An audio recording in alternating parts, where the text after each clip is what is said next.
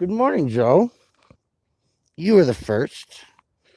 As I was meditating about how Jamie Dietz, if I don't get up early and do this regularly, G Mom Pam and Jim Allen, then what happens, Nick, is that we start to think that, oh shit, I haven't been live for a really long time. I haven't had a lot of shit going on, and there's a whole bunch of people here. Hey, good morning, everybody. So I just wanted to throw down because I haven't done it in a while. And people probably wonder what the fuck is going on in Denver. Maybe you saw Liberty Freak or Monk Guy last night on a stop. But I've been just busy hustling. It's politics season. We got candidates to get on the ballot. We got issues to get on the ballot here in the next couple of months. And so if you're rock and roll and you're hitting it hard, then maybe I don't have time every day. But I put a time on today because it's going to be a nice day. I'm going to court today. Eric Brandt has been having trial. And when I left precedences and about established rights of the people, and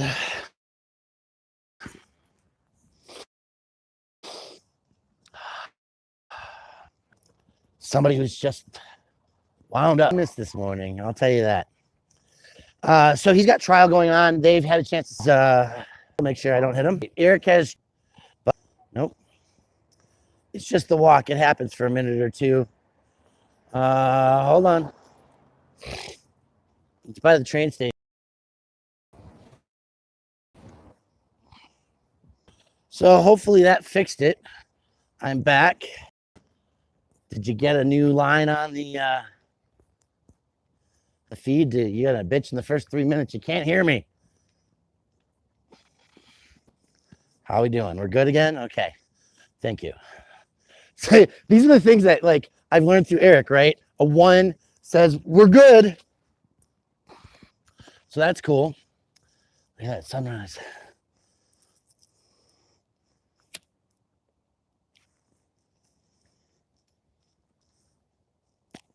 All right, so Eric has day 2 of trial today. He's doing pretty good, I think, from the energy in the house. Everybody's all pumped up. This case is a flashlight case, videotaping with using flashlights and video recording and lighting.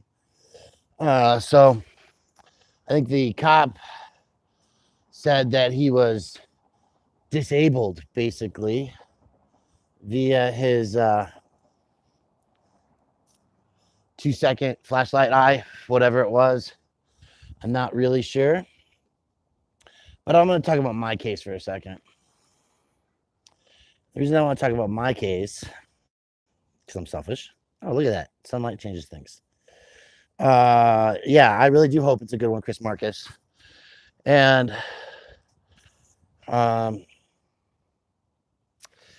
I have a hearing this morning in which I'm supposed to tell a judge, oh, shit. You guys are going to have to hold on a second.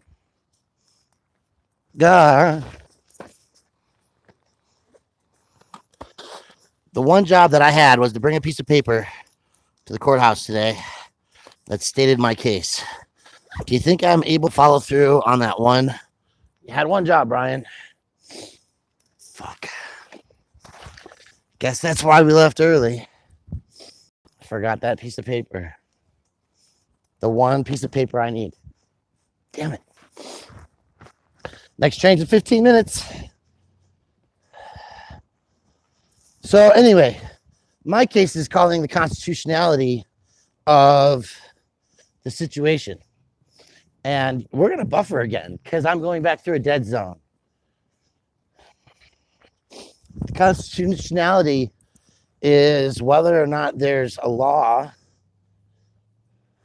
Yeah, I had one job, exactly. Thanks, Joe.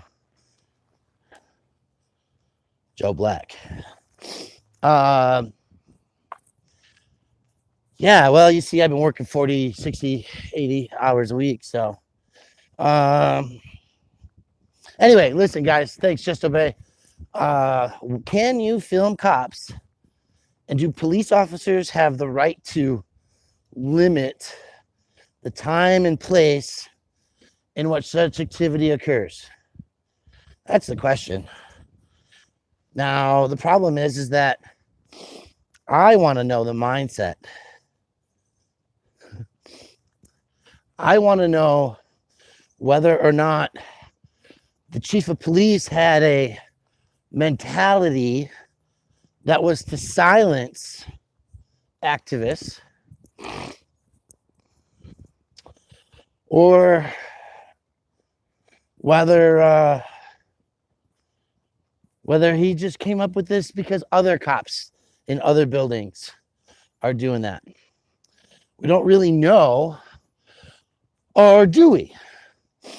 Because in the emails from Eric Brandt and myself in our discovery cases, we show that the city attorney's office was at the free speech protests, telling people what they can't, like telling the businesses how they were going to modify the setups, how they were going to work toward criminalization of people. And it says so right there in the emails. From their point of view, the penalties on Eric Brandt basically don't work because the rest of us haven't been getting penalties. They tie me to Eric Brandt, but what they don't do is they don't tie me as having what'd she say? The penalties don't work. Well, I got arrested, right, for free speech for saying fuck the police because they took Karen Sidaro, then they took me, and then they took Michael Whitney. And our cases have been dismissed or won through trial. So if our cases have been dismissed and won through trial, there was no crime. So our free speech protests, they keep saying like when we arrest them and they get penalties, it's not deterring them. Well, why isn't it deterring them? Probably because we're not deterred for an arrest when people are dying, people are getting raped, people are being physically, emotionally abused, they're dying in the streets, they're harassed.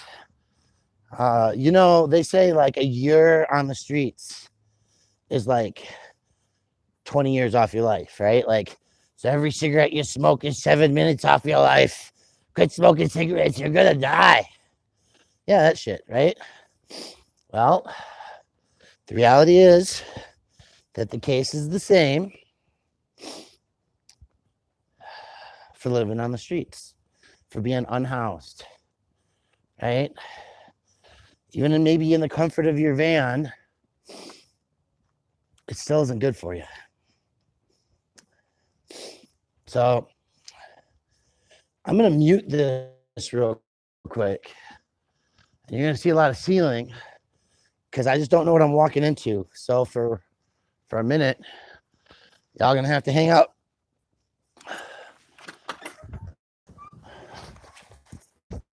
There's no joints out, are there? Good. I'm just gathering a piece of paper because I forgot my piece of paper. Nobody wants to see the pretty boys, huh? Hold on. Look at Abby's all handsomed out. Say hi, Pikes. You look handsome today. Look at you. And there's Rusty Roo. All right, well, you guys do that. I'm going back. I had one job. That was to take this email downtown to my court date. And I forgot it. So I failed and I had one job and I had to come back and achieve it. Have a wonderful day, Jonna. Look at that beautiful kitchen and how clean she keeps it. She's so amazing.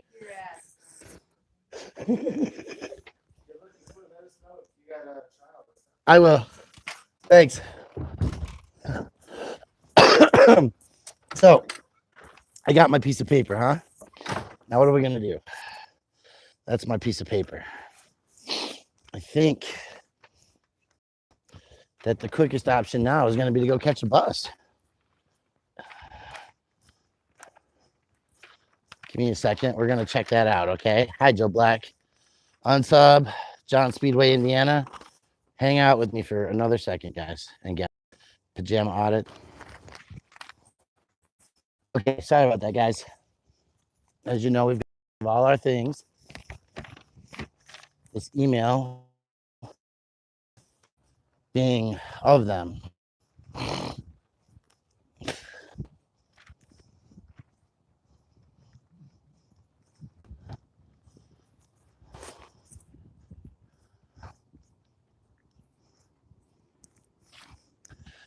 So this email basically says that Brian Loma and Eric Brand are the same.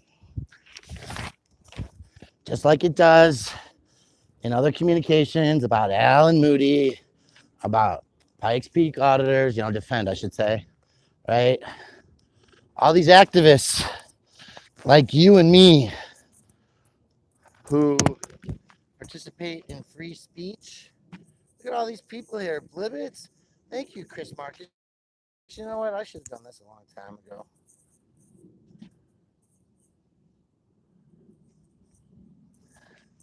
And let's shout out for PJ, huh? Miss that girl.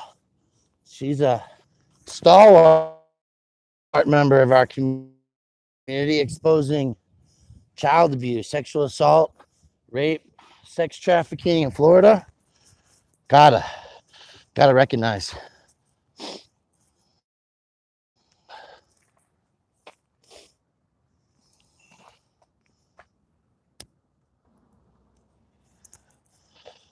So good morning, everybody. Oh, look at that. MVM's in the house. So as I was talking about, ladies and gentlemen, the issue that is at hand right now is when we go out and we film, when we go out and we educate, when we hold accountable, when we watch what's going on,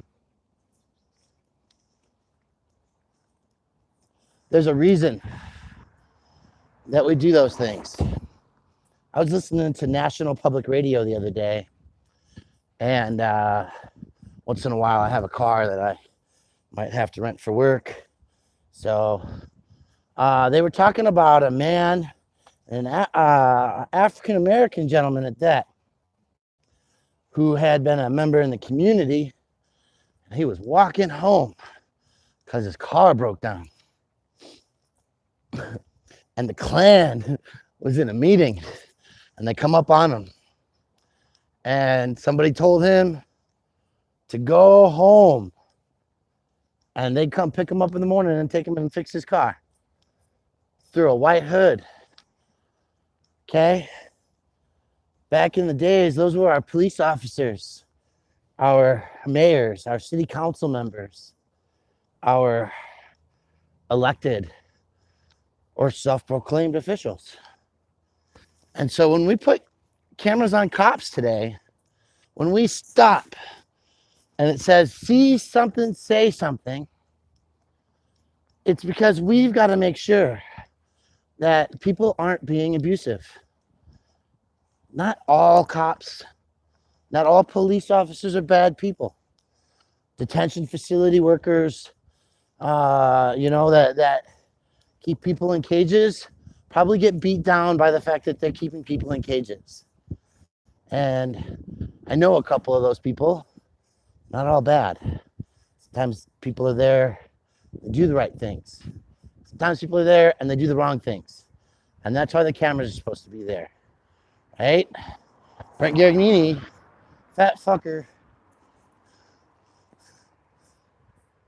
they tried to give him an award for CPR after breaking a guy's chest because he's so big. If you're 300 pounds, 400 pounds, you shouldn't be giving CPR to people who are half your weight. Probably. My opinionated thing. because cracking the rib cage is a reality. Oh, look, we're back at the train station. Did we manage to survive the buffer this morning? Oh, look at that sun. Look at that sun. That's my life. And you know it. So, anyway, we are on a pathway to the courthouse. Others are on a pathway to the Jefferson Courthouse. And we've got a day to do, right? What are you doing today, folks? Before my train comes, I'm going to take a read. Let's take a look and see what's going on. Most times, not all the time. Yeah, normal to crack. Yes, it might actually be normal. 300 pound, 350, known. Here's the thing with Garignini. He's been at more than one death case, right? He's been involved in more than one circumstance. And that's the issue. So, 2 minutes, that train's going to be coming. Glitter. Oh, that stuff's so bad, Jamie. Kills our planet, but that's okay. I'm sure they look beautiful. Is that a laugh? PJ's got BS going on. Nice, Darlene. Going to the doctor. Michael Marshall was 110 pounds. That's what I'm talking about, ladies. So taking the pup to the vet. You have a dog? Oh, yeah. Doctors. I'm glad y'all have a good conversation on your own. So before I get on the train, I'll do a quick recap. Eric Brandt has court today, and we have trial set going on day 2 here. Most of the participants that were there yesterday were sequestered, that I got a chance to talk to, were sequestered as witnesses. This is the flashlight case. And I am going to the Lindsay Flanagan courthouse this morning in order to effect hearing to see whether we're ready for trial today. That's the question. Constitutionality shouldn't be taken lightly. Yeah, we missed all of you guys too, Darlene. It's just been, nobody wants us to watch me sit and educate the public on ballot actions. And really, like, that's what I've been hustling. So, candidates for office. Anyway, I see a train coming. Yeah, the trailer's been recovered. Still trying to figure out about the truck. Shit is fucked up and stuff, you know. Have a wonderful day, everybody. That's my little 15 minutes or less video. That's good. It should be at everybody's state Supreme Court.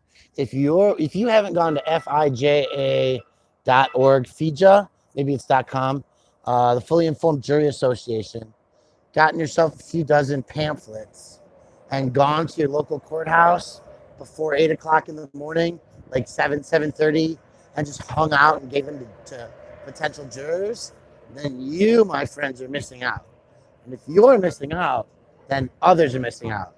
And when people miss out, then trials happen where people get convicted because the jury doesn't know that they have a choice. And that's the sad and tragic part of our story today, right? So that's good, Stephanie. I'm really glad for that. Thank you all again. Yeah, your courthouse, MVM. You better believe it. Have a wonderful day, everybody. We're out.